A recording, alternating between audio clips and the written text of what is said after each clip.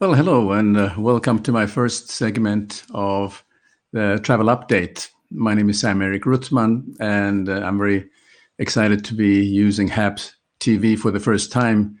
And this is a very interesting platform, so I'm really looking forward to providing value for you.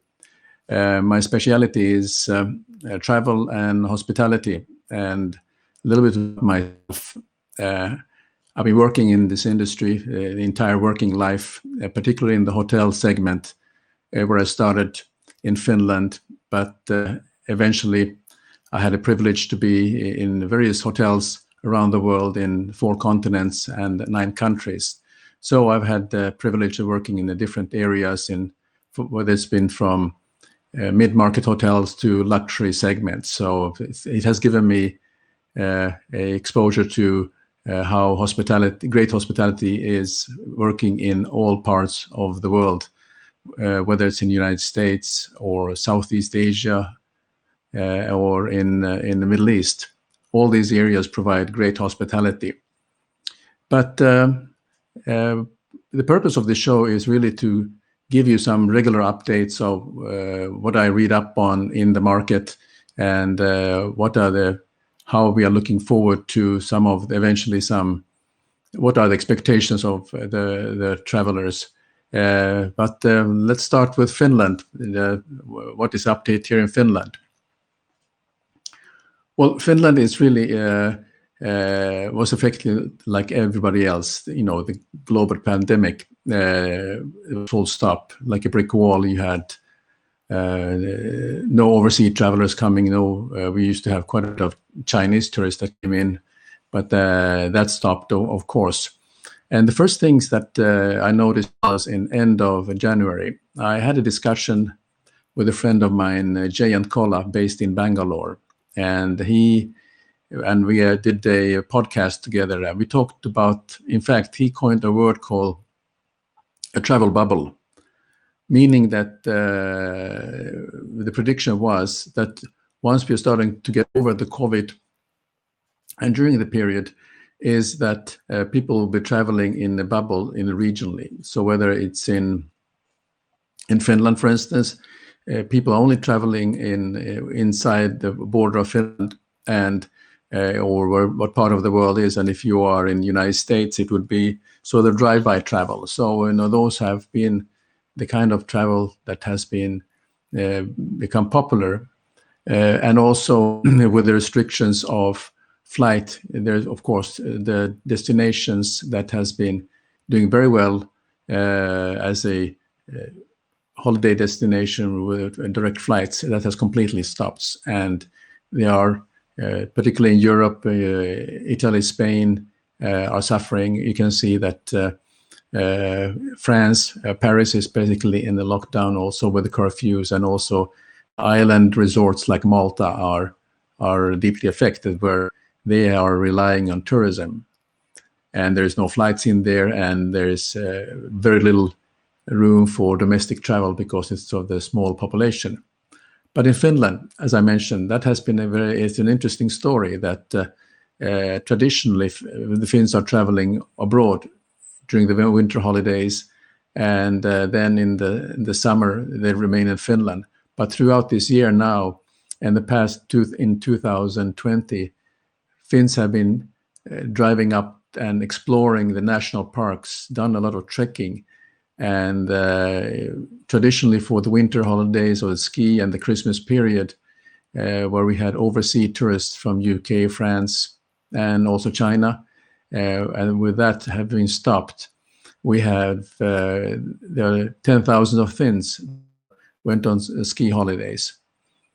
But one of the examples of the changes in travel patterns is that people like more and more trekking, because it plays for the worries that people have during COVID, that where you need to have a physical distance from people and you want to feel secure. And so that is we are looking forward to actually more and more people are trekking in the national parks, and there's a great system in Finland for that.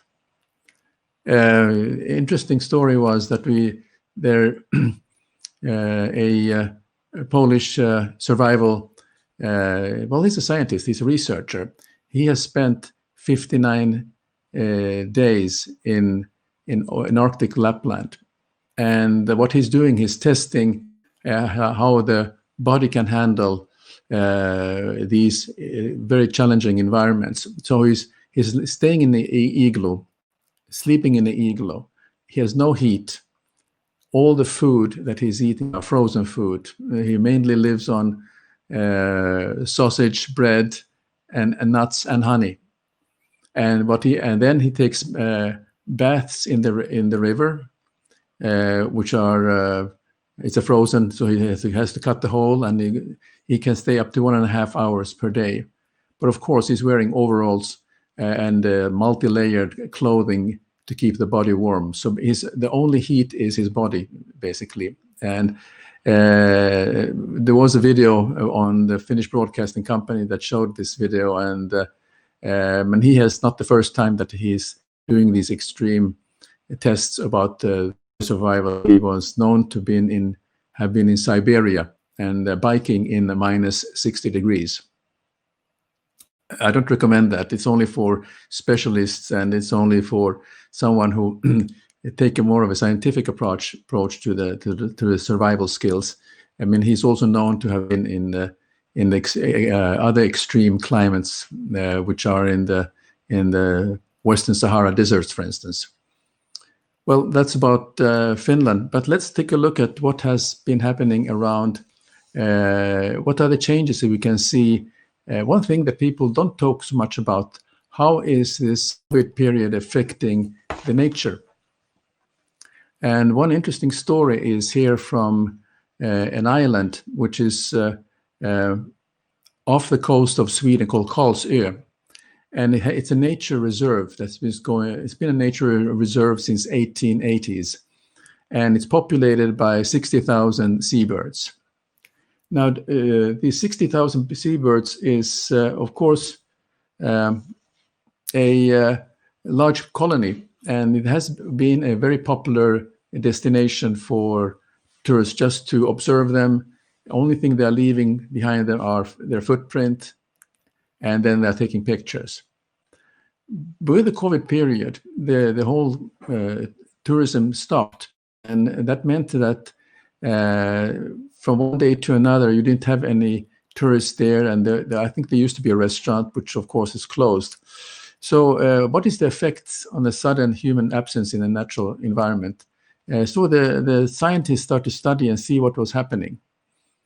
And there was a change in behavior in these seabirds. You could see that number one is that there are only about 8 or 9 white-tailed eagles that are habiting there, and usually they stay over the winter. But during the time when the tourism season starts in April, they are leaving. But with no tourists, they are of course staying there because now there's more food.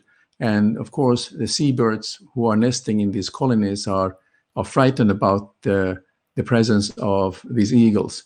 So they are they've been calculating. They're flying off. Once the eagle is flying over, the whole colony is flying off. And what happens is that when it has been a season of egg laying and so on, they've been kicking off the eggs and also exposing that, and they're vulnerable. These small, they're vulnerable to hungry gulls and crows. So this has had a tremendous effect on the colony, and why we don't always think about what is the human effect on the nature. This is a perfect example that, of course, the seabirds are welcoming to have the human coming back to observe them, because that keeps these white-tailed eagles away from disturbing their life there. But there's also something which is going on, which is about the purpose of travel. Now, the purpose of travel, what I mean by that is that people are now planning already. There's that wanderlust of planning, or where should I go next for my holiday when I can go. And one of the opportunities, of course, is to people are dreaming, of course, all about the travel. But there's a story about the 7-year-old sisters who saw on TV about how African elephants were being slaughtered for ivory tusks.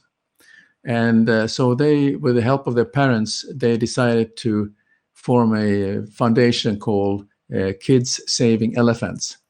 And they started to do fundraising for the purpose of providing funds for the different foundations that exist in Africa. One is David Sheltrick Wildlife Trust and Retiti Elephant Sanctuary. So, and what they want to do, that once they have a chance, they like to go to learn about people living there and to hear their side of the story. But there's a clear evidence now that there's a tremendous reduction of poaching wild game because of people are not attracted to them or to these tusks and so on, or any other. But I think it's a great initiative for a couple of girls that they have saw this, and this is what they're doing. There's another initiative that already took a long time ago, and this relates to that purpose of travel, where in the resort where I was working in southern Thailand off the coast on an island called Phuket Island. On the island you have these elephant trekking companies, and even though the elephants are not originally from the island, they are from Burma or Myanmar and northern Thailand. But with the stop of timber, particularly the timber activities there, then the elephants who have been used for pulling these large trees, and they had no activity. So then they became used for all kinds of trekking for tourists. And so in Phuket Island, they started to build and open up these tourist camps for with elephants, and the elephants are then taking the tourists on a tour. But there's a side effect, of course, with elephants. One of the things that the amount of waste that is being produced by through the lives of elephants, and the locations of the camps were also affecting that. Some of this waste ended up in some of these villages where people are living. But another side is, of course, that the injuries, that illnesses that elephants have. And so you would need to have a veterinarian who is specializing on elephant care to have somebody there. Now, I only heard about this when complaints from hotel guests that were at the hotel, that they felt that the camps were not in good order and filthy, and also that there were stories about how some of the elephants were having infections and skin diseases. So the idea came up to with one of the elephant safari camps to let's form a foundation. And the idea was to call it the Elephant Help Foundation.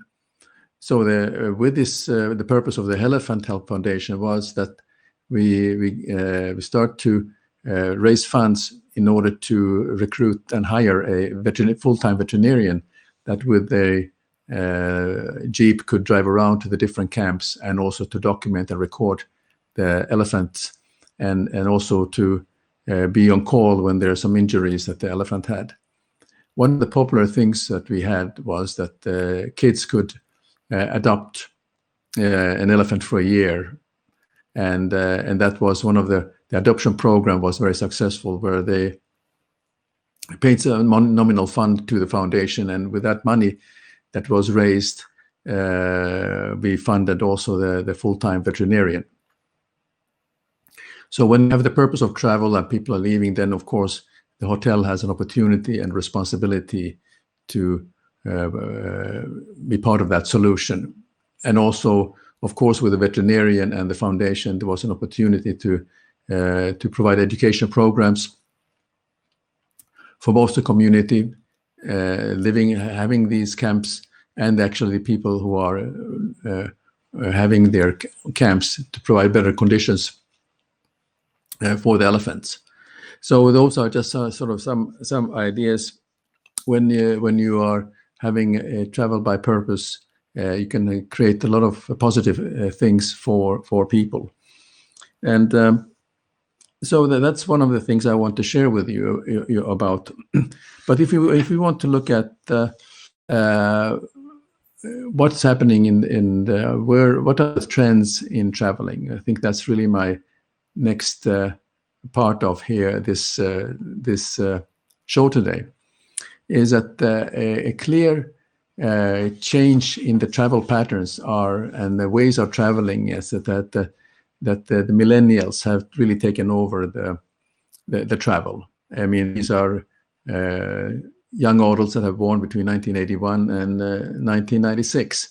So, and what do they care about? And one of the things that there was a study, I was in a talk with Jeremy Wells, who is a marketing strategist and brand strategist for hotels, and he has a company called Longitude. And he mentioned that there really is a changing in the generation shift and what the expectations are, and the millennials are really looking for an authentic experience. They also are looking that they are rating the brand based on the authenticity, not on what are the amenities that they're offering in the hotel. So the authentic experience plays a big role. And when it comes to the branding and the brand, it also, they want to know who is behind the brand, what does the brand stand for, and why should I invest in the brand? So they're asking all these hard questions of the purpose. And also they are less interested in different loyalty programs or collecting points and so on. They just want to have a flexible experience and have a local experience, which is personalized. And of course, because of the changes now in the travel habits, there are something called people are working remotely, so they also like to stay in the hotel during that few months they are working. So it could be this be-leisure, which is a popular expression about this way of living. But also the nomadic travel is very popular, moving from place to place while working. And I have seen that for the last few years, that particularly people who are do not need an office, they can just work from where they live, and also they have new experiences. And many of them are, of course, they are sharing their experiences on this channel, and also building a community on social media, telling the story and their unique experiences.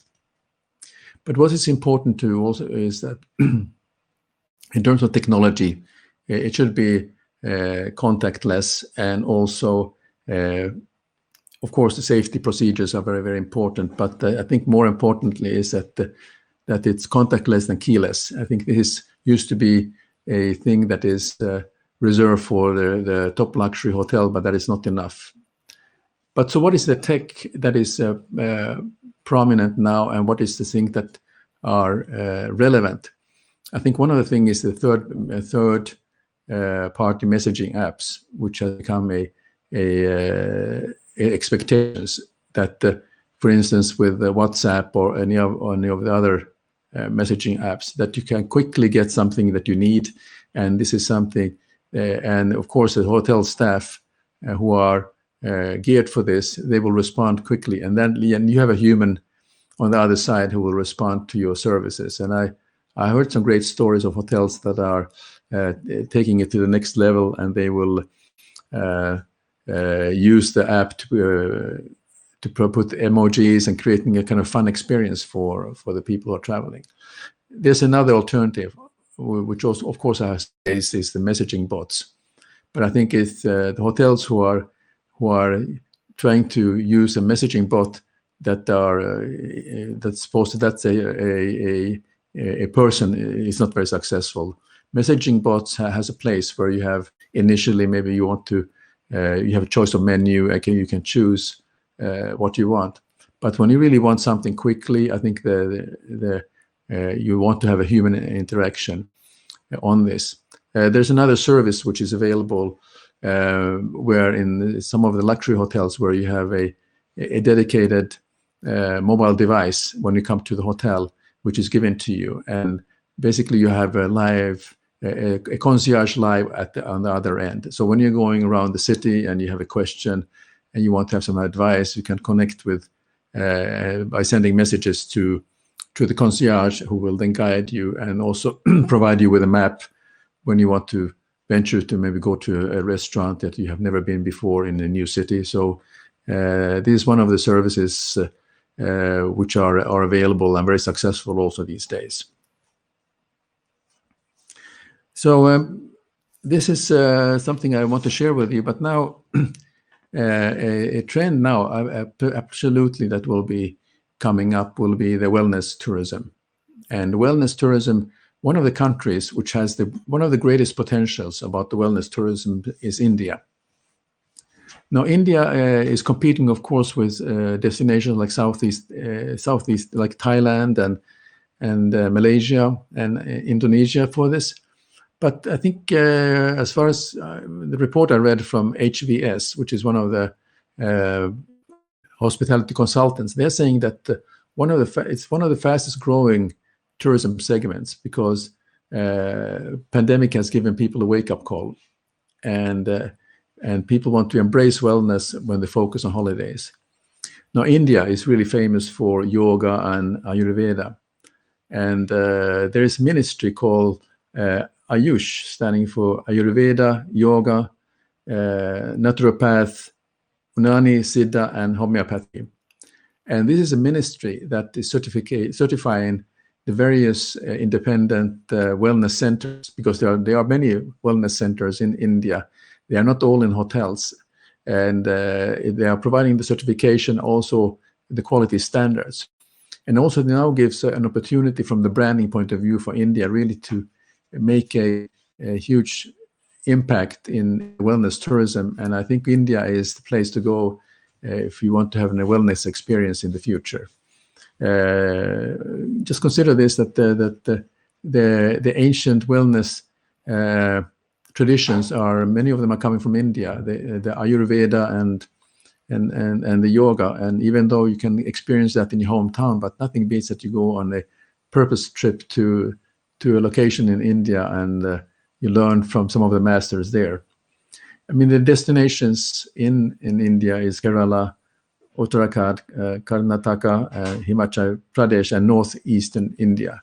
And they are developing all kinds of promotions now. So I'm sure, mark my words, I think you will see that India is going to come very, very strongly as for the next years as one of the top destinations for wellness tourism. So that's today's program. I will look at now on my weekly updates what I read up on the things. But for instance, in Europe we are still in a lockdown period, so there's very little travel news. And in US they also think about the third quarter of this year would be opening up, provided everything goes well with the vaccinations. And the areas which are doing well in the US, of course, are places like where you can, which are leisure destinations like Virginia Beach, Jacksonville, and also Savannah, Georgia, and also the drive-through locations, and also in the northeast of US, New England, and so on. One of the things that I just thought about it, there is a hotel company called Lark Hospitality, and they have coined the name prescribed hospitality. Now, what it means that the hotel provides personalized experience in advance, exactly according to the requirements of the customers. But the difference is that usually the customer really don't want to meet anyone when they arrive until they leave. So the prescribed hospitality really stands for that everything's pre-organized for you in advance, and to ensure a great stay for you, and this is something which also is becoming very popular, that you may not need a concierge, you may stay in a small boutique hotel. And I think that's one of the trends that I like to leave with you for today. So I just want to thank you so much for joining. We had 19 viewers here, so really appreciate it. I don't see any comments today, but this is my first time on HAPS TV, so I'm excited to have had a chance to share hospitality and these related. And we are multicasting. I mean, we are on YouTube and Facebook and on Twitter. So it's great to connect with everyone. So with these words, I'll thank you very much again for joining, and we'll see you next week.